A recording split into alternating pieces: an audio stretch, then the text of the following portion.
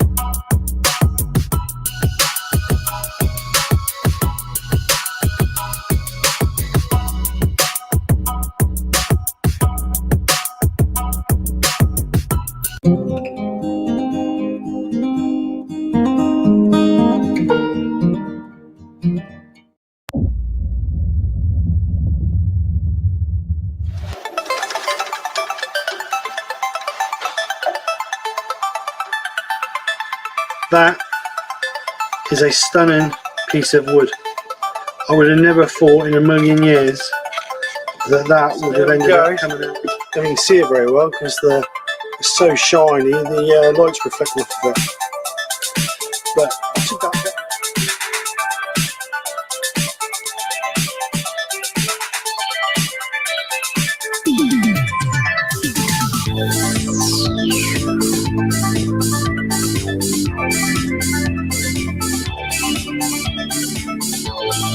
So this is the project. I'm calling it my prehistoric bowl, as you can see from the title. The reason being is because it's old, chunky, and rough around the edges, just like me. So,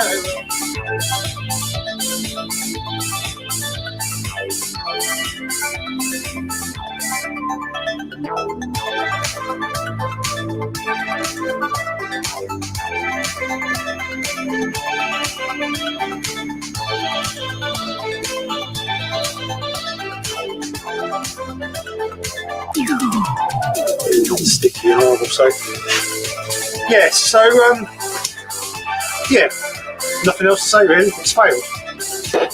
No good. So I'll see you guys next week. Fresh new project, one that works. And take care. Speak to you soon, and bye for now.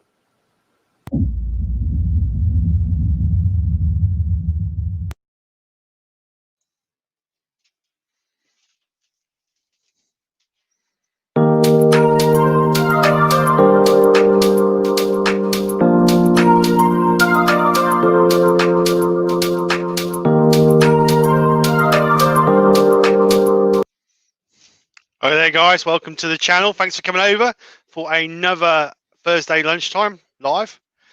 Hope you're all well, hope you're all having a good day, hope you're safe and well. Today I have some good friends in the group with me. Let's have a quick bring those in. I have Dale from Maple Tree. I have Wayne the wood turner. And I have the professional wood airworm himself, Mark. He's on every live, bless him. Hi everyone. So thanks to those for coming over, and hopefully we're going to have a little bit of a fun time today. That's what lunchtimes are all about. So let's stick those guys in the background. So today what I'm doing, or I'm going to attempt to do, is turn something that looks similar to this. It's a square-edged bowl with a slight raised rim on the top. I see a picture of this a few days ago on the internet when I was just scrolling through, and I thought I'd have a bit of a bash. So that's what I'm going to aim to do.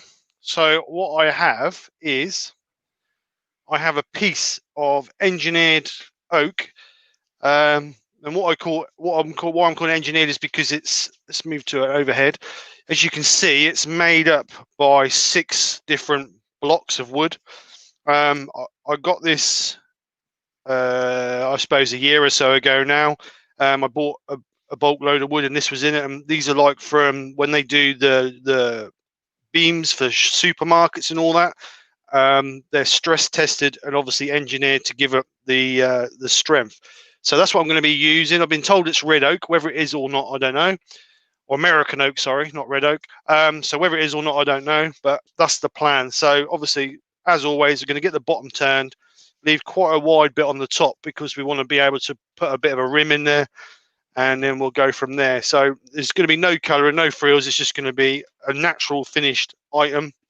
So that's it. So what I'll do is I'll start getting ready for this, and I will get the guys to let me know who's in the chat, if you don't mind. I'll start off, shall I? No. I'll go on. I'll go on. Right, we've got first name was Colin, It takes too long. Hurry up. then Huey Lionsart, Sits First repurposing, of a professional. I'd have finished by now. Sits repurposing, John PBH, Blue Light Turner, God, they're chatty, Wacky Works Workshop, Barry's Wood thank you. Creations, Klondike Craftsman, hi Lewis, John He's nearly PBH, finished. Come on, man. shut up, trying, Hodgepodge, hello Hodgepodge, who I've else? turned off John now. S. Come on. John S. Robert Dolman, Barry's Wood Creations. Bum, bum, bum, bum, bum. Going Stay down, on going target. down. Stay Is on he a new target. Is Bomb Bomb Bomb a new one? The pressure, the pressure. Tommy Dunn, Circular Wood by Keith. Doug Miller, Pete Twisted Trees. Go on. Go on. TT. Come on. Come on. God, I'm just Mark trying not to miss Pritchard. anything. Come on. Do Mark Mark- Pritchard. Do Mark Mark Pritchard. Pritchard, Pick him. John BBH, done in. Do Barry. Lovins to turn. Baz is Make sure in. you talk about Lewis. Dutch Turner. Amy DeAngelis. Hi, Amy. What about Wivey? Have you done Wivey? Wivey Woodshed. Ian Leonard. What about Wacky? Did him. What about Christina Michael? Wood turning by Bandstrap. Bloody hell. Come on. Baz. Done in. Poor boy's flustered now, look. God. Come on. Come on. Christina Michael, hi. He's still trying to get to you. Christina Michael Esseltine. That's it, I think. Come on, come on. If I Oh, missed anybody- Barry Lebrow. If I missed Bonjour, anybody, it was buddy. Dale's fault. Karen, how are you? Well, welcome everybody. Welcome, welcome. So, God. was that a bit of pressure, Mark? Was it? Yeah. Stay on target. Stay on target. Right, I'm just going to try and take some of this out of here now to curve this a little bit. I'm going Terry to mark. Bray. Sorry, Terry. Dale's fault. Terry. Wasn't my fault, Terry. Wasn't my Kim's fault. in as well. Good Did you mention taste, Kim? was Kim it? Dickinson. Oh, Kim Dickinson. Did you Hi, mention Kim. Kim? Don't forget Jennifer. She's in. Hi, What Karen. about Jennifer? Oh, yeah, don't miss Jennifer. I don't think Jennifer's in. No, I think we might have put her off yesterday. Oh dear. Oh, Andy Heathson. Hi, Andy. How are you? Thanks everybody for coming over. Anyway, You currently Remember, have everyone- 36 people watch. you 13 very likes, young Steve. thank you. Remember, if you've got a question, could you start the comment with the word question or a question mark so we can spot it? If you have a question, what we want you to do is to put it in an envelope, put it on a post, the back of an envelope or a postcard, and post it to SK Krafts. My workshop's too warm in the summer. Norfolk. P.O. Box. P.O. Box. Bulls are us. Mark Pritchard's got a question. He's asking, what's the best wood to use with chestnut ebonizing spray? What's the best what? Wood. Wood. Sounds like someone's got some chestnut ebonizing spray, and then trying to just wanna decide try it. what we're going to do with this. What we're going to do with this. I don't know. To be honest, you're covering anyway, aren't you? So Yeah, any wood. Any wood. Any wood. Free You're wood. just painting it black. Free wood. That's the best wood to use. I recommend that the best thing you do with chestnut ebonizing spray is you put your hand on the table, right? Your hand on the table and you spray over the top of your hand. What that'll do is it'll make your hand, go a funny color. you know, which will entertain and amuse everybody who watches you do it. But you'll also be left with quite an interesting traditional tribal style design on the bench top after you've done it, and that will, that'll be absolutely worthwhile watching and looking at. It's always good for a laugh. Oh yeah. Man of Krafts is in. Hello, Hi Floyd, how you doing?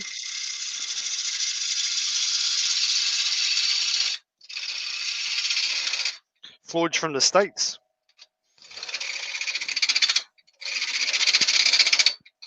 I concur with that view. BB Tunnan says, I heard Steve say that professional earworm, Mark. The definition of professional is paid for work. You're in there, Mark. Earworm union is strong. Yeah, I think I messed up the job interview. I think it was an interview, was it? I think here what we have is very much a scenario of I'm here as their carer, people. Just be aware of that. Joe's in. Good afternoon, Joe. Hi, Joe. Hello, Joe. Hi, Joe.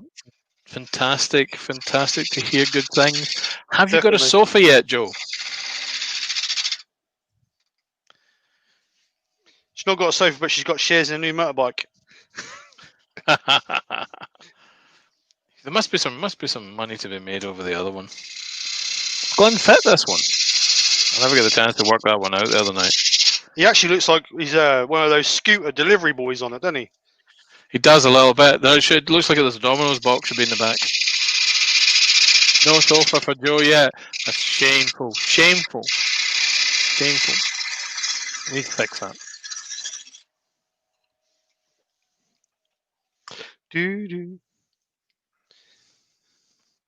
There we go. We're on it. Oh wait, hold on. Joe Senior, he might not be talking about you there. Mark might be talking about an old British Leyland princess. No, I was Which talking really about was something Joe. which was really something of a couch on wheels. Anyway. Are you just causing trouble, Dale? Mate, I mean, would you expect anything less? Well, no, this is true.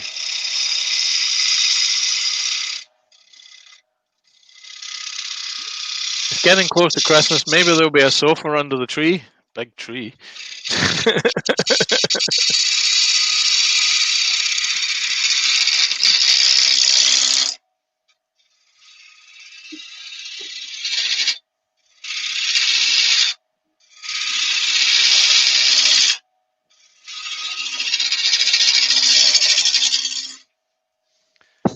Trouble is what Dale lives for, apparently, says John PVH. John, learned it from you, mate. I took you as a life lesson, studied it, came to terms with it, and thought, that's what I want to be. I want to be like John. Yeah, John PVH. I want to be like John. That's it. That's my mission in life now. John's the biggest. Mark's out in the chat. Can we get some kind of manacles on Mark when he gets out there, kind of thing? I do worry that he's wandering around out there on his own. Don't get manacles for me. I might enjoy that. Yeah. They're called manacles because they're for men and they go around your ankles. Did you know that? Oh, good. I may have made that up though. So I mean, you can treat it with whether it's one.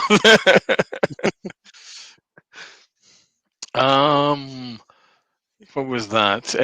Yes, Shay got a screenshot. Oh, hello. I missed the start of that. That's about Glenn saying live about getting the sofa.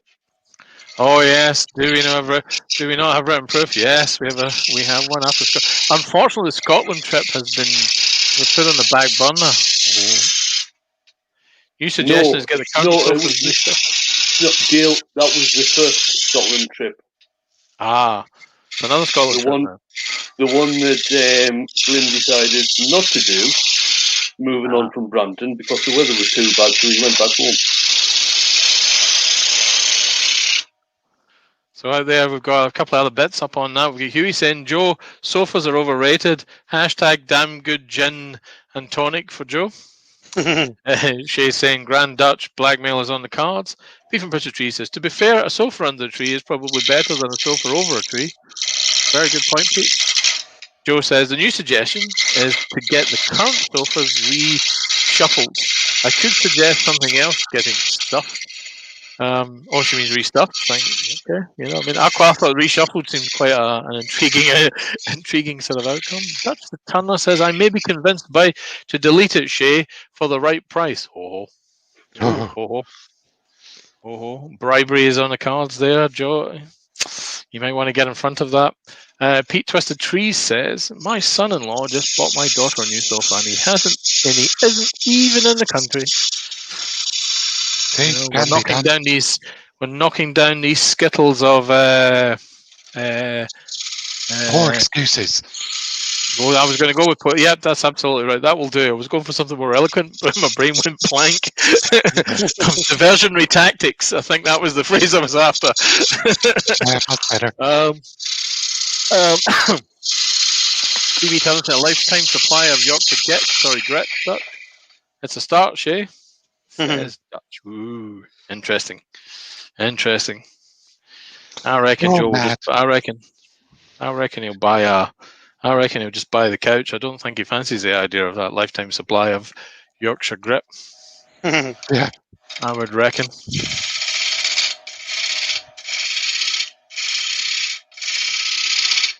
John PBH says, John PBH said if he was honoured for the fact that I've declared that my life mission for being a troublemaker is based on him. I guess they'll go that far.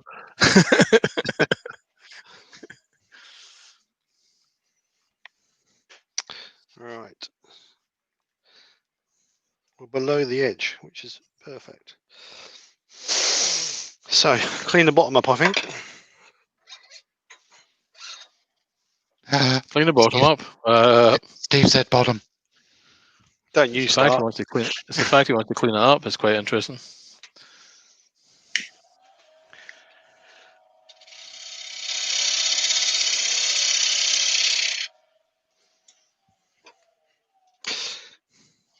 Okay, I found out what I'm doing with my ghosts.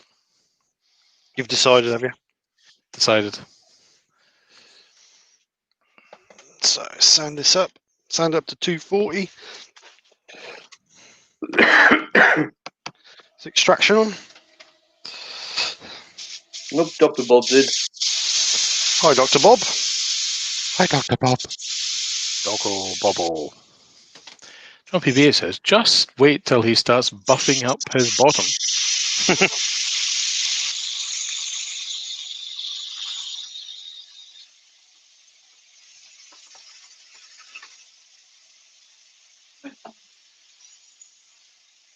I don't know, did we get Amy when she came in earlier on? Hi, Amy.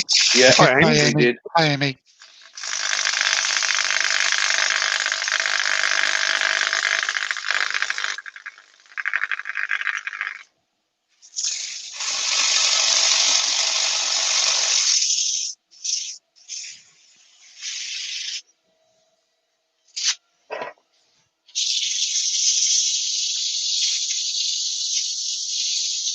Do you have a screen above your lathe, Steve? As what you mean? Monitor? Like a monitor. No. Why? For no other reason than watching you do that. What's really interesting is that the lathe, the top-down picture, really does crystallize. The actual shape that's rotating. So when you look at it, you can really see where the danger points are. What here? On You the mean? screen. I'm not suggesting. Yeah, I'm not suggesting you turn with it. We're watching the monitor. I mean, that would be quite impressive. Remote control turning, but it just crystallizes the shape of the danger points really well because the frame rate's less than your eye, so it's almost strobing it round a little bit. Right. Oh, I see. Yeah. Yeah. Looks good. Just interesting. Mark should have told you that.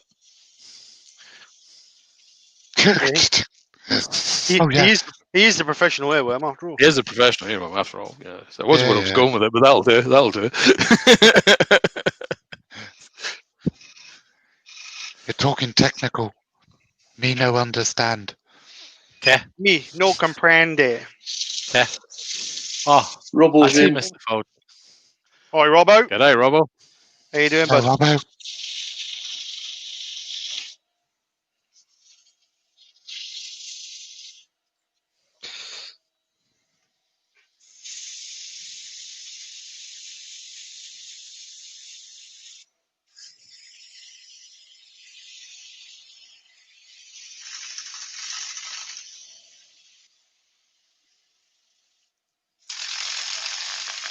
41 in, Steve. Thank you very much.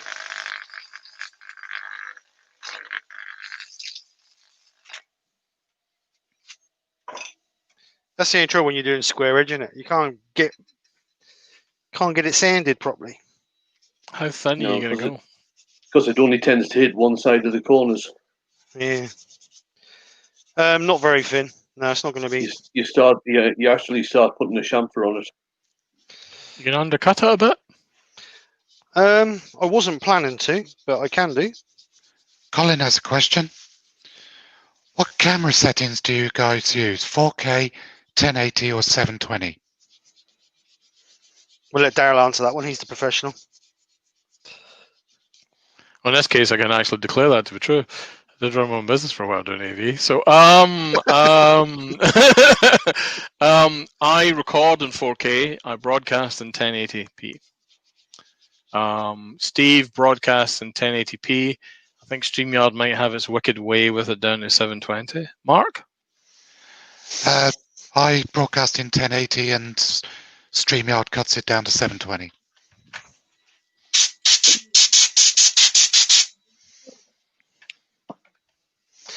Right. I think Wayne broadcasts in 1080 through StreamYard because he's No, got he doesn't. Pro.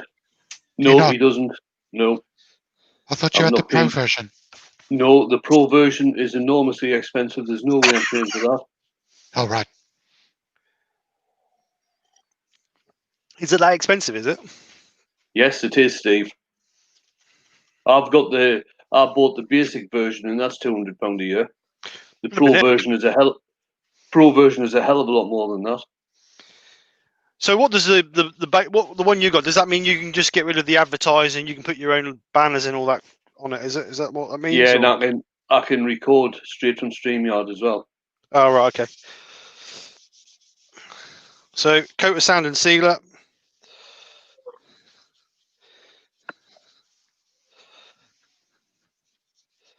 No, Joe, it's oak. It's engineered oak, so it's various bits of oak that have been glued together. Thermally stable. Or thermally more stable. Yeah, definitely. And because it's a composite, effectively a composite structure, you've got the flex, stretch, and bend is more consistent. The loading is more measurable in the sense that you're not dealing with the individual defects in each particular layer are mitigated by the other layers not being damaged at the same time. So the thicker you do it, the better. But an engineered oak beam is quite an intriguing thing. I thought they tended to go for more, glulam style stuff tended to be, pines and things like that. All right. Maybe maybe I'm barking mad. Maybe when you dig into this, you find, gold, here's a bit of pine. No, this is definitely oak. Man of Krafts has just said, keep up the amazing work, Steve. One day we will do a project together as a collaboration. Think it would be fantastic. Once again, it was a pleasure watching you live. Stay safe, my friend. Thank you, Floyd. And yes, it will be an honour to do a collaboration. Hopefully when this crud is all dropped down, we can work something out. Get all them foreign bodies out of my drink and move that. Because if not, that'll scratch on the way out. Right. More Valley makers just come in. Good afternoon. Hi, Mo Valley. I don't know the names because my list is in the house. Nick took the list in the house to modify and I ain't got it back out here, so I apologise, I don't know your name. Right, so let's get a bit of Yorkshire grit on it. To answer John's question, Dale, the loading is more measurable. Sorry, my friend, I think my accent confused you. I said measurable. I have to enunciate rather than just muttering a combination of Ayrshire and Glasgow. Just come in. Perfect timing. How are you? Mo Valley Makers here.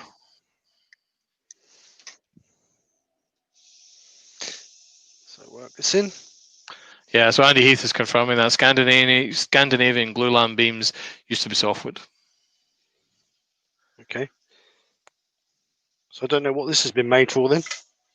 It's an interest. That's what I mean. It's quite interesting. You know, I mean, for what it is, countertops maybe, or No, benches, right. long benches, mantelpiece.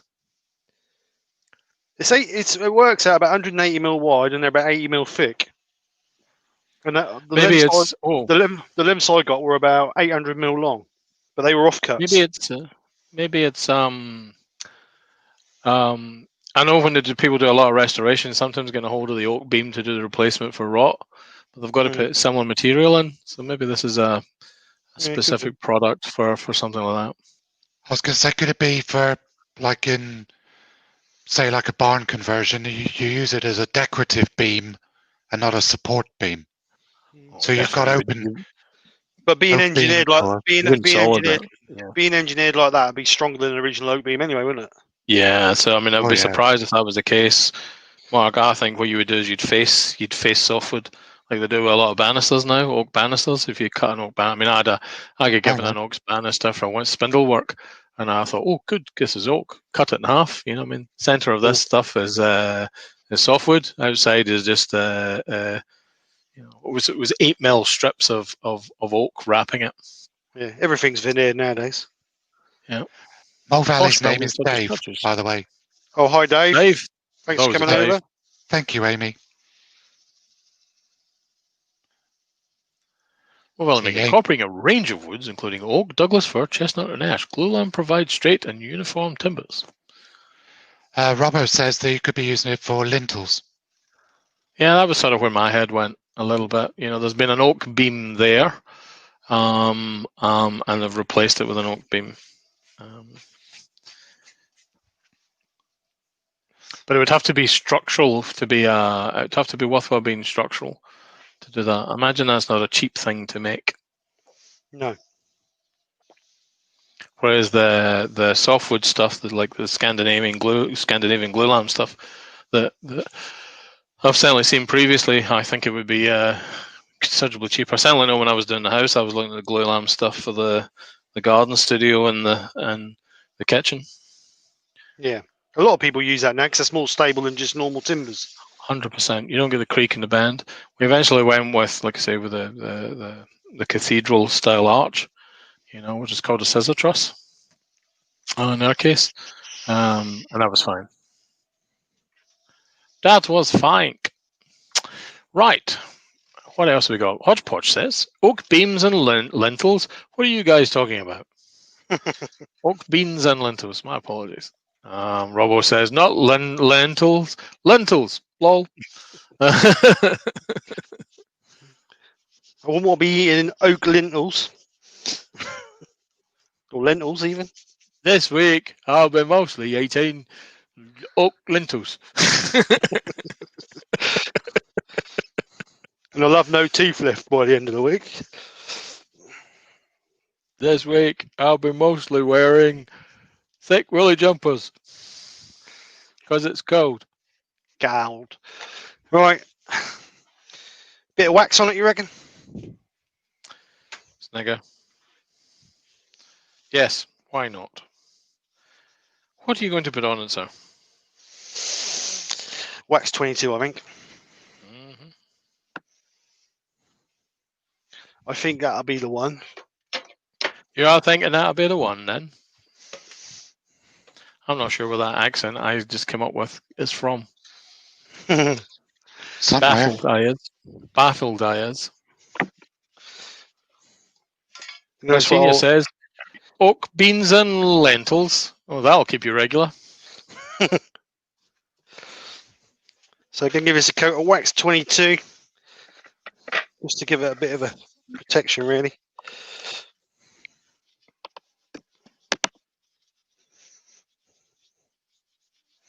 Wayne's very quiet. He fell asleep. No.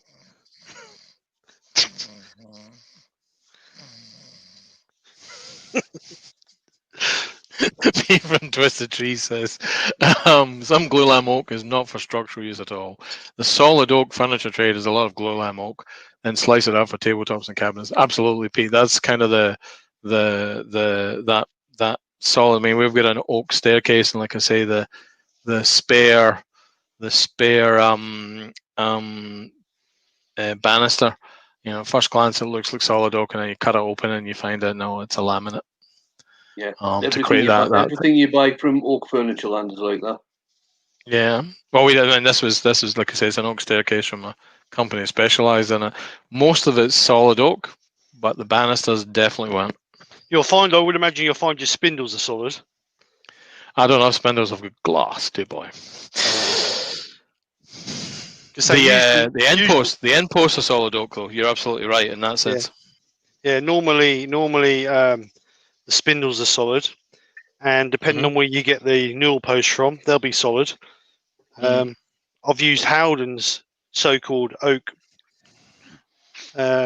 staircase, and their newel posts are veneered. They've got like a 6mm veneering over the edge. But the handrail is normally solid as well for the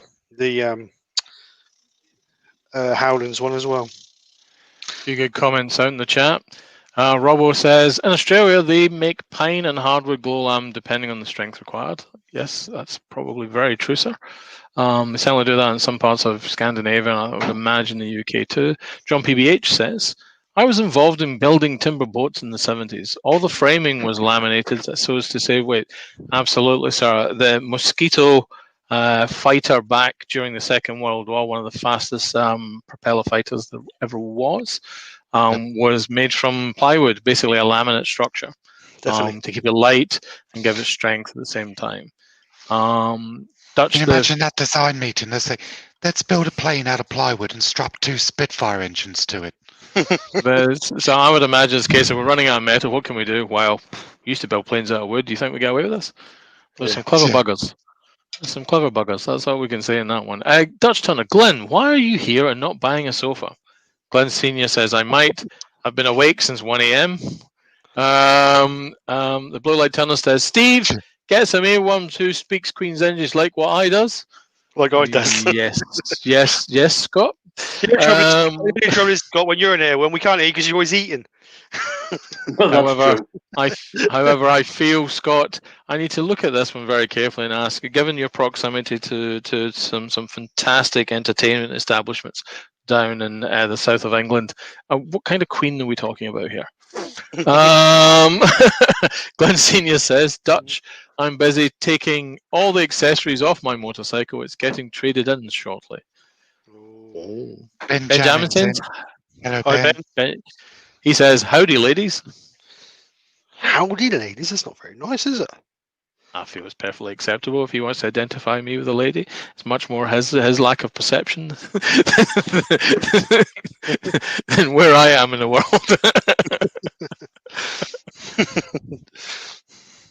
All right. Dutch is asking Glenn if he's trading his motorcycle in for a sofa.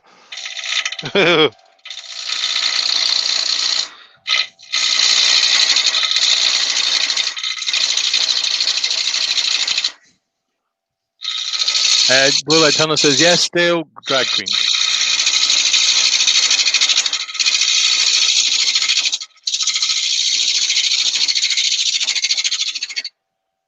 Or is he calling you Drag Queen Dale? Mate, I can get behind that. If I thought it would make people laugh and I could get the gear that fitted me, I would do a whole live drag just for chuckles, complete with beard. That would be awesome. Well, actually, now you mention it. Yeah, complete with beard. 7-inch platform heels. Oh, I couldn't do 7-inch entirely, not because I'd fall off them, but because I wouldn't reach the saw. Bang your head on the ceiling. Yeah. Make his backache standing over. There you go. There's a name for a show. The Blue Light Tunners Drag Race. It needs to be something wood turning related. I'll have a think about that. Quincy here says, mind bleach. Yeah. Scott says, do it, darling.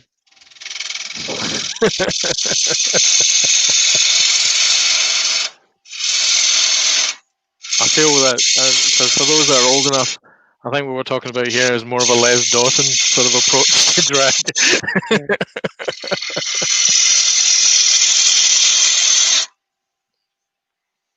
I need to move that round so I can get in there. What I need to do is I need to get some advice on structural integrity of certain ladies' garments from Wendy. I was going to say Wendy's the person to talk to. You know, John PBH, Dale, been to the Mosquito Museum in London Colony and has it's awesome, sir. It's just one of those. It's just a beautiful machine created by talented minds. In desperate times as well. In a time of necessity, yeah. But it's one of those 100% effective, much more effective than anything else. I mean, it was the only machine we had that could chase down the V1s, the V1 cruise missiles, or doodlebugs. They used to tip their wings, didn't they? Because it upset the gyros. Yep.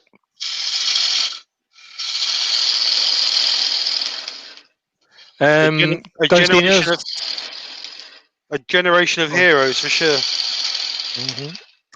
Rob Bob says Howard Hughes built the Blue Goose out of plywood. He did indeed, Bob. He did indeed. The largest aircraft in the world until quite recently, when the Stratolaunch plane, before the Stratolaunch plane came into existence. It only flew once. It did, only flew once. Stratolaunch, I think, has flown a couple of times, though. I forget the name of the plane. I'll come back to him in a bit. Glenn Senior, Kenny Everett. I think he's referring to me in drag. I still think more Les Dawson here. A hodgepodge says, I think I heard Halloween isn't a big holiday in the UK. It was invented here. In many respects. But you guys should be all in costume for the last week of October during the lives. You know? Yeah, like that's going to happen. Yes. Druids. I think we've got this one covered just by showing up as druids. I could get behind that. Yeah, just show up as druids. And for that last week, we all have to do something related to Stonehenge. We have to turn a bit of Stonehenge.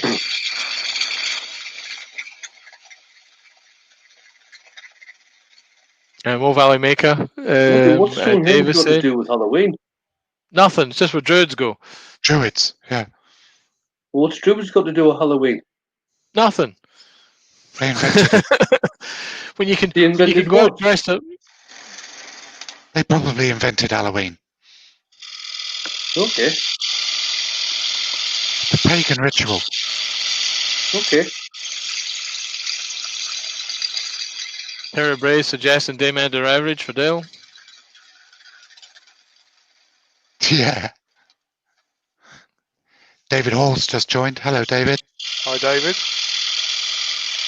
Welcome to the Madhouse.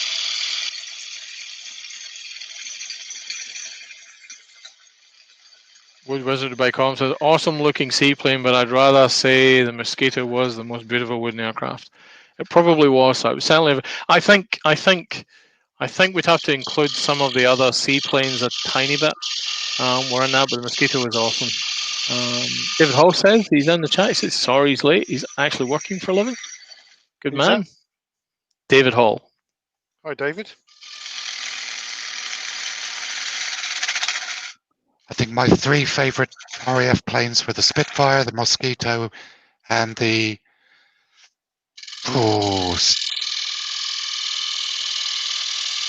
Lightning. Yeah. No, I've got a soft spot for the Swordfish. I really like the Vulcan bomber. I like the Vulcan bomber, but the actual V stuff was the ones that I really liked. So the original Victor was one of my favorites. You know, straight out of science fiction, still very futuristic even today to look at, just way ahead of its time. Yeah. And I think the Vulcan would be definitely in the list. But if I was going to go for one, I think I might have this would be a little controversial. I think it was the General Electric Lightning one. Yeah.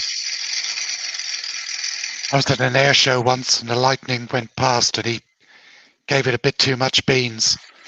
He almost broke the sound barrier, but by God, it makes your insides rumble. That's just your curry from the night before, mate. You never chewed it properly. It was just awesome. The sound off of that thing was incredible. What, the curry or the plane? Yeah. Both. Oh, Barry's saying he's back with his student food. I imagine that's a pot noodle. Joe Senior says Vulcan. Dave says Sunderland Seaplane. Glenn Senior says General Electric Lightning and the TSR2. So I was going to say the TSR2 as well, but it never really entered service, Glenn, so I kind of left that out as more of an experimental plane. I mean, the TSR2, obviously, the engines from the TSR2 winding up inside Concorde eventually. Fantastic machine. Huge for a fighter. Absolutely huge. Of course, not forgetting also the Harrier, just for its capabilities. The Harrier is a very impressive machine. It's not very pretty, but it's a very impressive machine. It does look like a duck a little bit. Does, yeah. Very impressive machine. And the pilots all used to say that they had to be mad to fly them. Yeah. Not a huge fan of the TR. Not a huge fan of the Tornadoes. Either all the way from the GR1 to GR4. Wasn't a fan. Kind of thing. I don't think it's a particularly pretty plane. It's from that era of boxy swing wing, variable geometry stuff. Various. You can look at the what was a nearly Mark III Russian fighter from the same era. Damn it. MiG-23s? No, I was going to say 29. Might be wrong. But it's a ridiculously fast machine, but it has that same chunky variable geometry sort of era, the Tomcat has and the Tornado has, and I think modern fighters and bombers and aircraft in general, they look nice, but they don't have a soul. They don't have a spirit about them. I don't know. I mean, I take your point for abroad. I mean, if you look at the Raptor is quite a featureless aircraft by design. But the F-117 and the B-2 Spirit, I think, are quite striking machines that kind of evoke menace. Well, then you're talking about that kind of thing. You're talking about the A-10, the Warthog. Mm-hmm. Yeah, evoke menace. Evokes menace. And it scare the ground troops. Yeah. Things almost indestructible. And it's fast. The A-10's quite a scary beastie. And it's got a cannon in it the size of a Volkswagen Beetle. And if you fire it continuously, the plane stalls, I seem to remember as an urban myth. Yeah, pushes it backwards, yeah. Yep.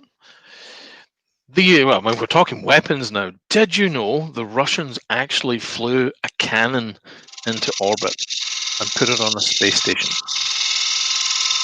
Really? And they developed a series of weapons for defense of space stations. Actual attack weapons for use in space. So just think about that for a second. There's actually, Don't you just love the Russians? I mean, the thing is, we've got to say is okay. So if the Russians did it, you can bet your bottom dollar they went alone.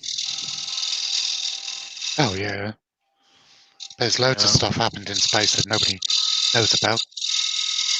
E.T. went home? In space, no one can hear your budget scream.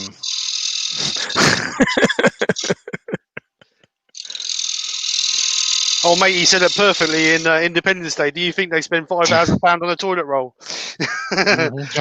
John BBH just said, Steve, it's okay. I'm watching you turning wood. Don't worry. Thanks, John. I've always just said to fill the numbers.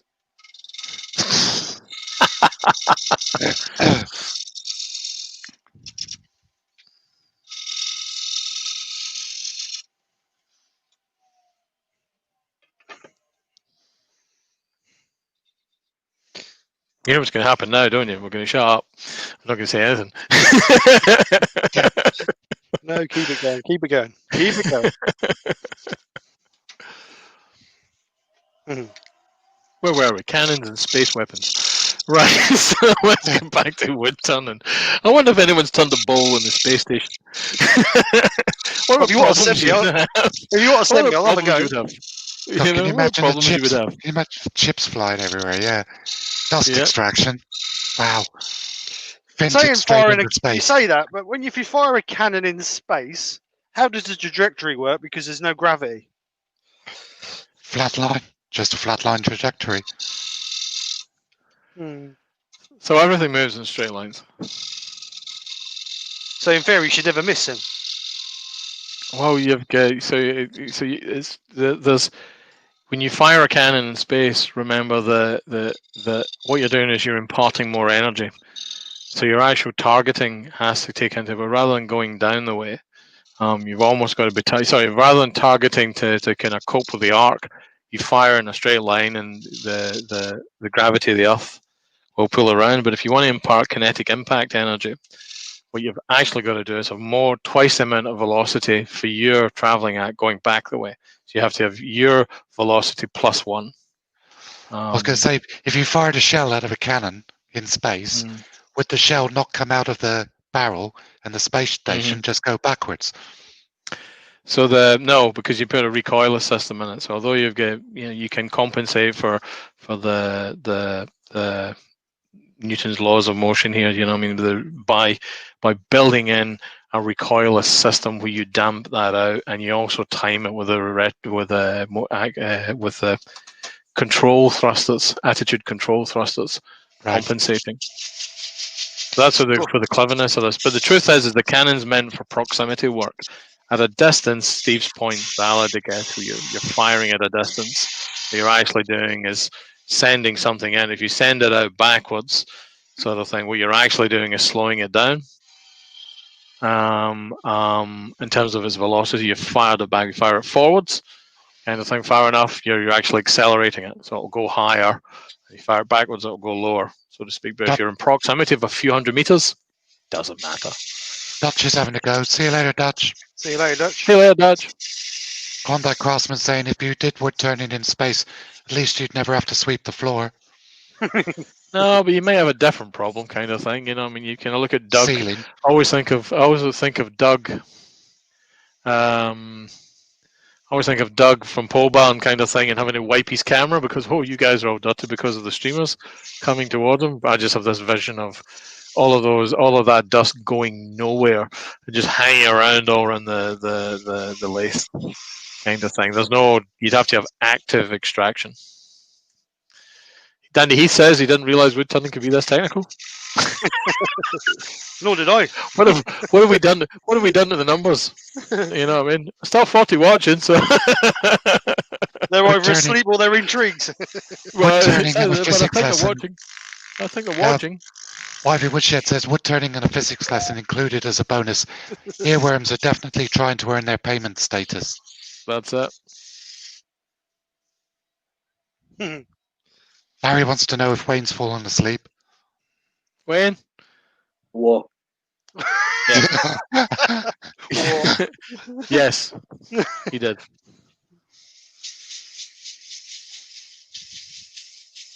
Midnight Jokers popped in. Hello, Mike. Hi, Mike. Mike, Wayne, save us, Mike. We need some comedy. Wayne's just thinking about what he's going to turn when he's on the space station. Totally. The wood Jedi himself. Have to strap his beard down. He looked like a chin afro, otherwise. Wear snood.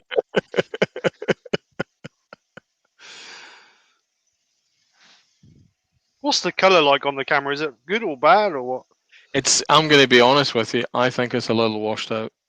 Just a bit, yeah. Especially down the bottom. The bottom third. That's better. Is that better? Yeah. Any trouble is I can't see what I'm doing now. Just turn by feel. Not on a square edge bowl, son. When it hurts. When it starts hurting, stop. Use the force.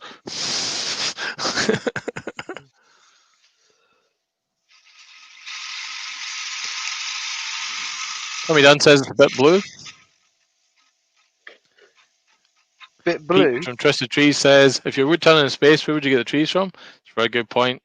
Very good point, Pete. Some sort of resin, I would imagine, is in order.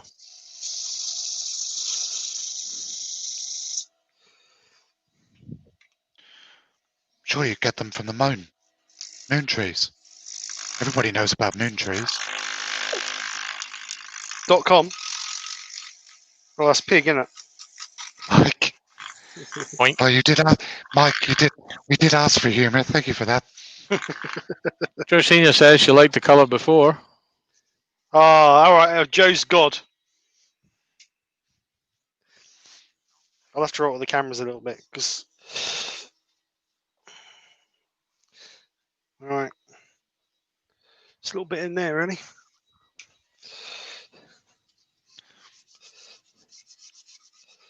I really like that shape. I might have a go at that.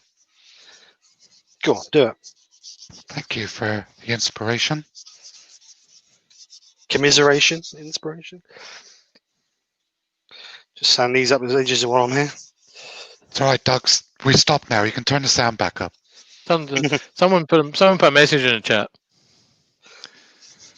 Someone asked a question to. Yes, get us back on track. We could do one about angular velocity of the ball turning and the potential stresses, if you like. But we'll just shut up. That will kill the chat.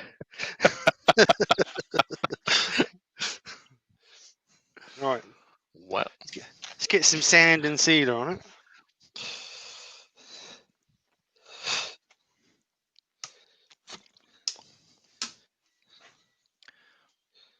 Robert Doman says, sorry, back to blue magenta.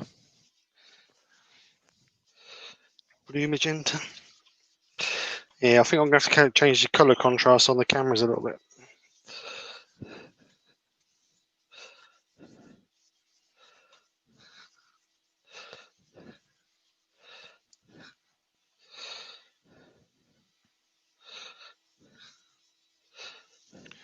Rob CP's in. Hello, Rob CP. Hi, Rob. Hey, Rob.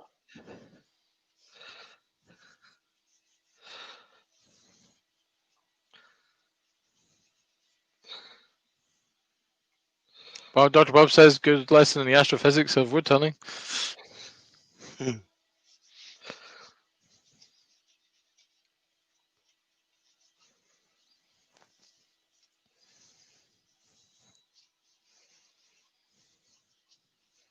Dry old bit of wood, that. You'd hope Just so, if soaking they it wanted right to up be in it. thermally stable. Yeah.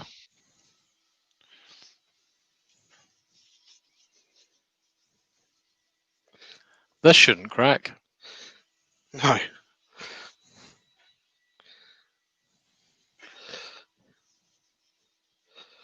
I have a question.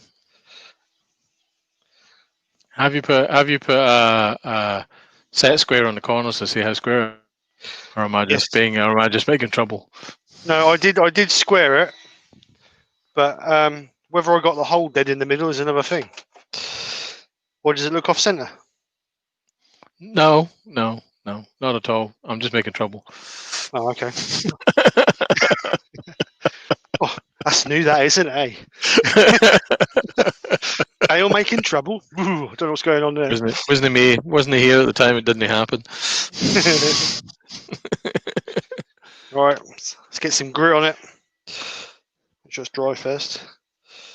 Glenn, yes, I can explain that for you if you like, but Please, not not on this going live. Not on this live.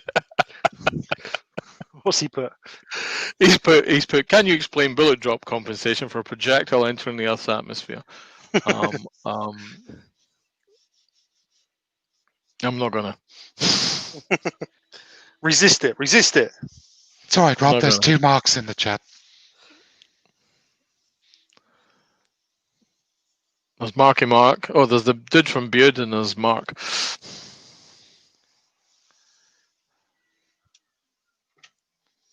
Been asleep. Wayne, are you asleep? Well, no. Are we cutting into your nap time, Wayne? No, you fine. Mark Pritchard's in the chat, so there's 2 Hi, Mark. marks in.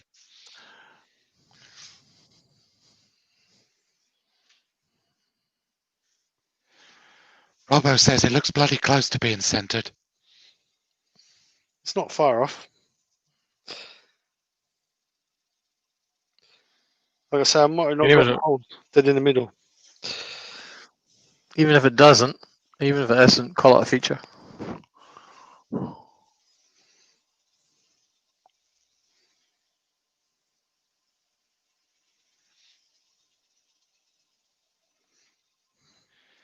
Mike's asking, if it wasn't centered, would it be off balance? Yeah, it would Yeah, be. it would. Rob CP saying he's made a tool. I bought an Easywood carbide cutter and attached it to a long bar. Hope it works. What kind of long bar? I suppose that's similar to the Hope holding system, I suppose. Wayne can't get a word in edgeways, says John PBH.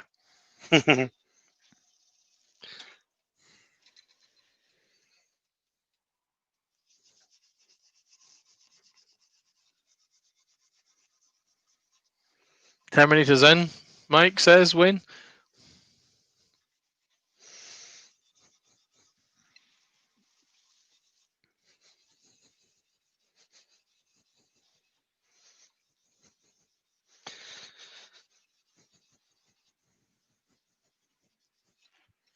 Right, let's buff that off.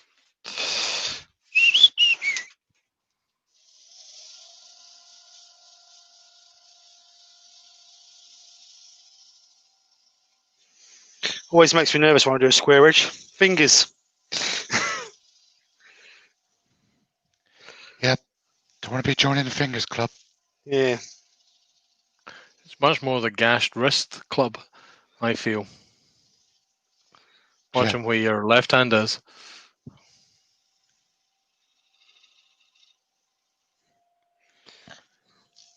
12 mil square Robbo. mild steel. Robbo's heading off.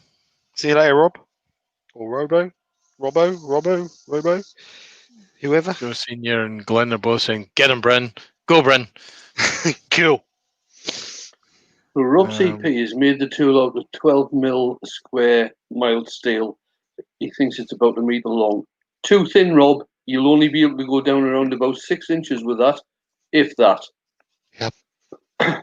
It's going to bend. I'll guarantee it. Yeah, the Easywood stuff is HSS, and it tends to be about, well, depending on the tool, it's about 12 mil just before it tapers down, and then it comes all the way up to, I think it's about 15 mil right at the handle from memory. Yeah, and the Pro stuff's even bigger. Yeah, but even on the Pro stuff, you can only go down around about 7 inches, or hollow down to about 7 inches.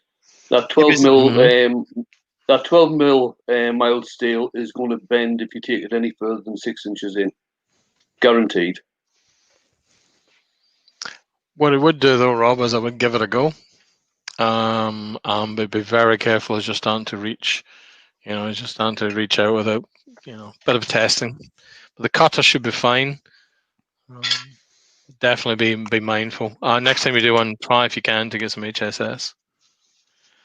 Glenn's having to go back to the tools. See you later, Glenn. Thanks for coming over. See you, Glenn.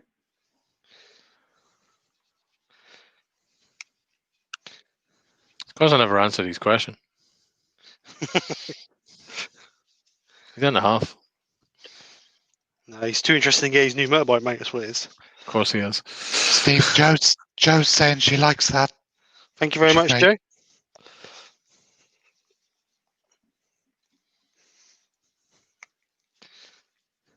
Came up to 1 hour, Steve. Thank you very much. Still 40 in. Does that look? Oh, you can't see. Does that look? That bit there. Does that look strange? Because that just don't look quite right to me. Or is it just my eyes? So I think there's a very slight. I mean, the edge of that doesn't look particularly pretty, but does it feel right to your finger? Smooth as a piece of glass. Just like there's a white. Just Is it laminated horizontally? No, that is end grain. I wonder whether it's had a bit of glue or something. Yeah. But a heat. No, it probably looks a wee bit like some of the medullary rays. Right, because that ends a little bit. That ends perfect. You know what I mean? That's just. Go back to turn around again, mate. glue? That's what I'm thinking. Whether there's a little bit of glue in the grain, Mm. but smooth. Oh well.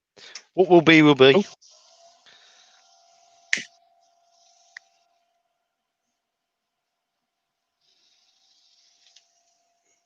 Oh. One for you, Wayne, I think. Mike the Midnight Joker's asking, what diameter are the tool handles with changeable gouges? You get them in right. It depends on which handles you go for, because you can go for the ones that have got the Allen key things in, or you can go for the Twisted Titan ones.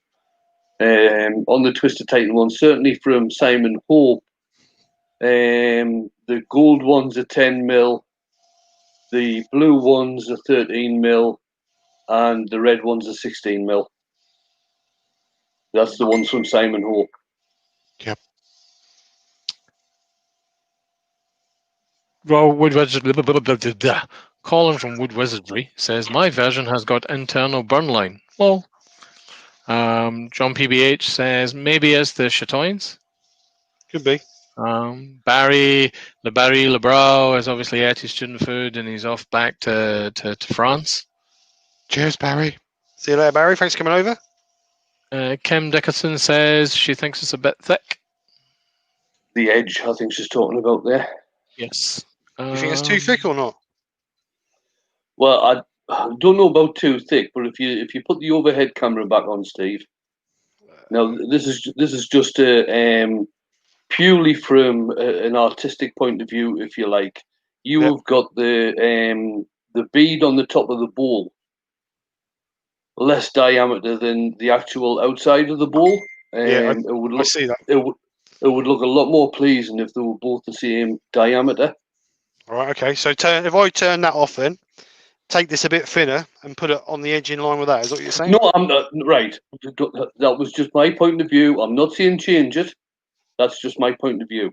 No, I know what you're saying, because when I marked it, and as soon as I turned it, I realised that I'd made it too far. But I didn't want it right on the edge. And this is right on the edge. But I know what you're saying. Yes, I agree. Yeah.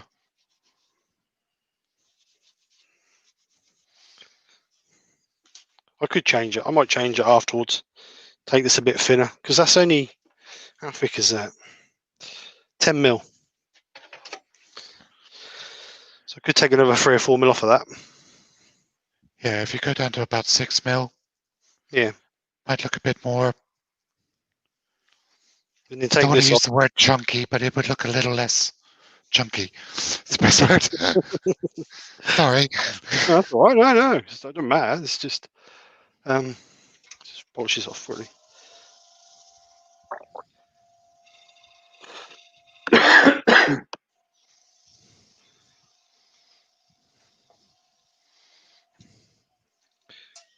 Right. Dr. Bob's saying you could take it off the bottom diameter to match the rim. That was Doug. Sorry, Doug. Yeah, I could do, but that's going to make it awkward to hold it in the chuck, innit? Mind you, I suppose if I took it off this edge, I'll have a play after the live, see what comes up, and I'll stick a picture up afterwards.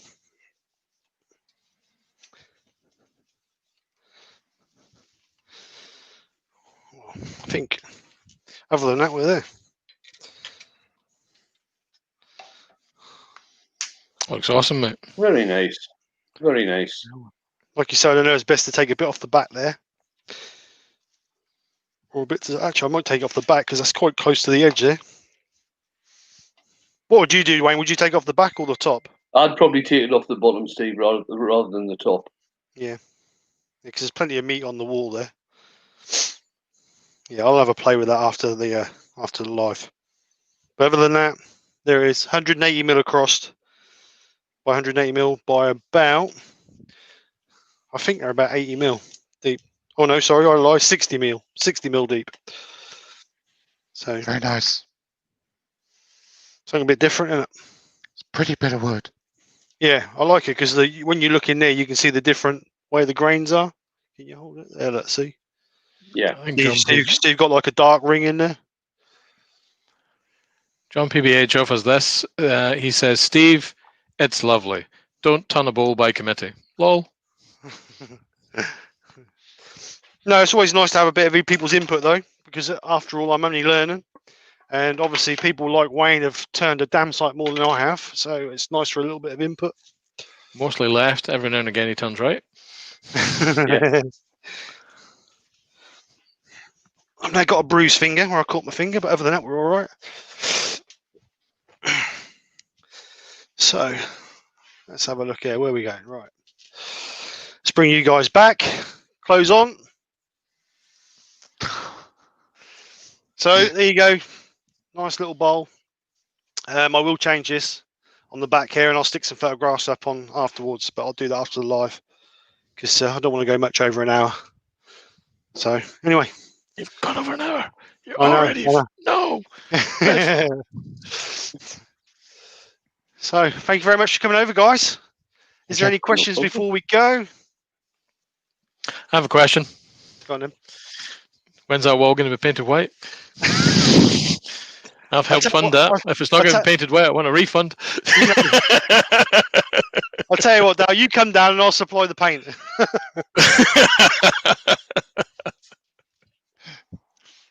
I don't have that problem. My walls are all white. No, you're already there. I can't see Wayne's walls, so I can't judge them.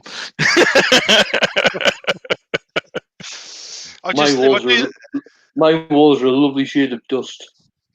If I do that bit, then I've got to do that bit, and I've got to do all that round there, and I've got to go in the other work. No.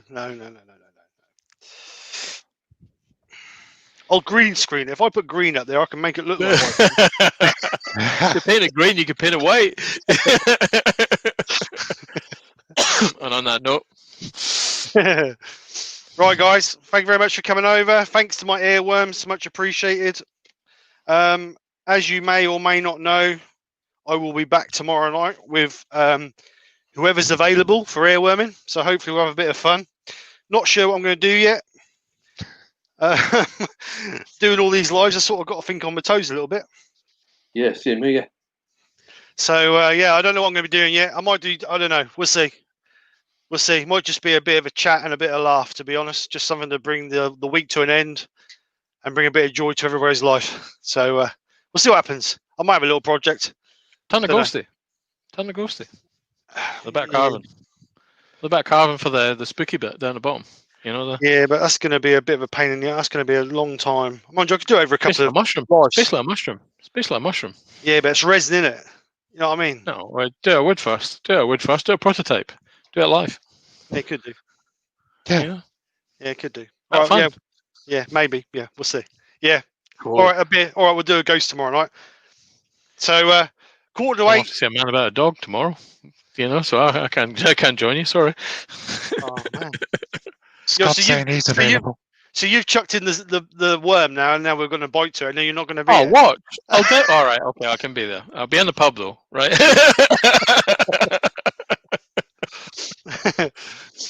All right, guys. So hopefully I will see you tomorrow at 7:45. There will be a link chucked up later today or tomorrow. So keep your eyes out for them. So anyway, guys, take care. Speak to you soon, and we'll see you later. Bye. Bye all. Bye everyone. Hit the bloody button.